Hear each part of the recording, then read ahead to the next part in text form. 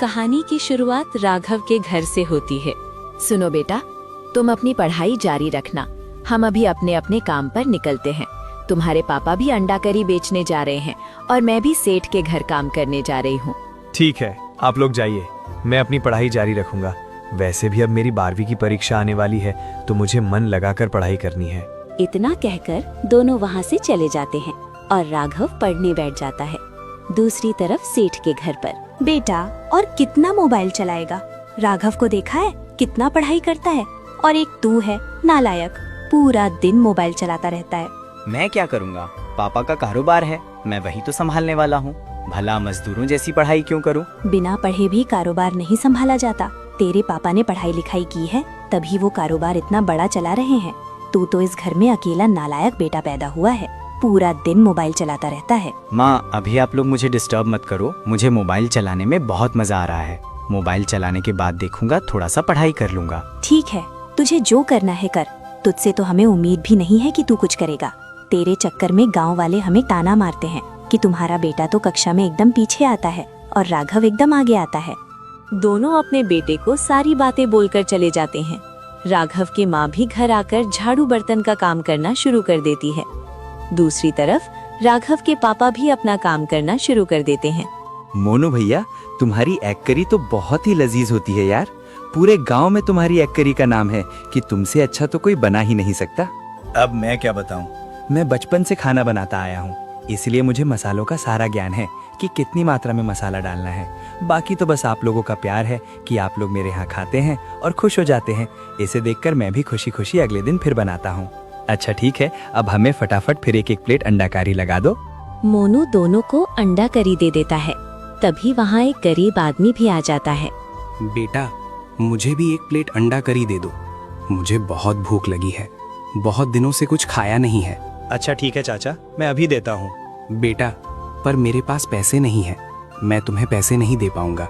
चाचा, मैं वैसे भी आपसे पैसे नहीं लेने वाला था, आप जब चाहो यहाँ आकर खा सकते हो। तभी मोनू उस गरीब आदमी को भी अंडा करी दे देता है। फिर शाम होते ही बची खुची अंडा करी को घर लेकर जाता है और घर के सभी लोग साथ में बैठकर अंडा करी खाते हैं। अब तो सबका खाना खाकर पेट भर गया है। आप बताओ, आज तुम्हारा धंधा कैसा रहा? इतना सारा अंडा करी कैसे बच गया था? आज थोड़े ग्राहक काम आए थे, इसीलिए इतना सारा अंडा करी बच गया। साथ ही मैंने आज एक गरीब की मदद भी कर दी। वो बेचारा भूखा था, तो मैंने उसे एक प्लेट अंडा करी मुफ्त में दे दिया। तुम्हारा ये अच्छा व्यवहार हमारी गरीबी का कारण तो नहीं है? वैसे तुम्हारी अंडा करी इतनी कम बिकती है, उसमें भी तुम 1-2 प्लेट ऐसे ही मुफ्त में दे देते हो। ये तुम क्या कह रहे हो? भगवान ने हमें दिया है तो हमें उसका शुक्र मनाना चाहिए, और अगर हमारे पास है तो किसी की मदद करने में संकोच नहीं करना चाहिए। उसकी 2 पल की खुशी में भी हमें खुश होना चाहिए। और बेटा, तू भी ये बात याद रखना, हमेशा सबकी मदद ही करना। चलो जाने दो, तुम्हारा अच्छा व्यवहार कभी न कभी तुम्हें अच्छा फल जरूर देगा। माँ, मुझे पढ़ाई करने के लिए अब एक मोबाइल चाहिए। किताबों से मेरी उतनी पढ़ाई नहीं हो पा रही है जितनी मैं मोबाइल से ऑनलाइन कोचिंग देखकर पढ़ाई कर पाऊंगा। बेटा, पर मोबाइल तो बहुत ही महंगा आता है, हम तेरे लिए मोबाइल कहाँ से लेकर आएंगे?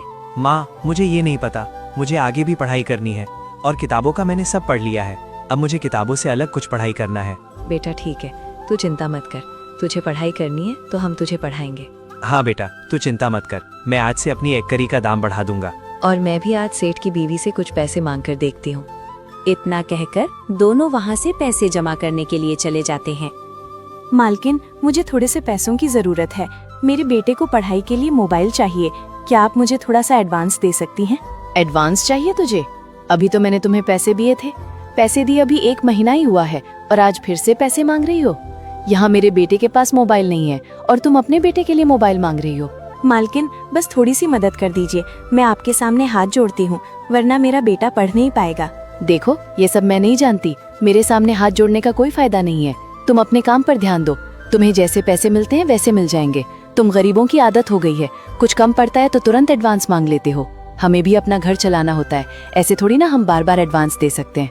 यहाँ राघव की माँ को तो पैसे नहीं मिलते हैं। दूसरी तरफ राघव के पापा के यहाँ भी ग्राहक बहस कर रहे होते हैं। क्या मोनू भैया, इतनी महंगी अंडा करी?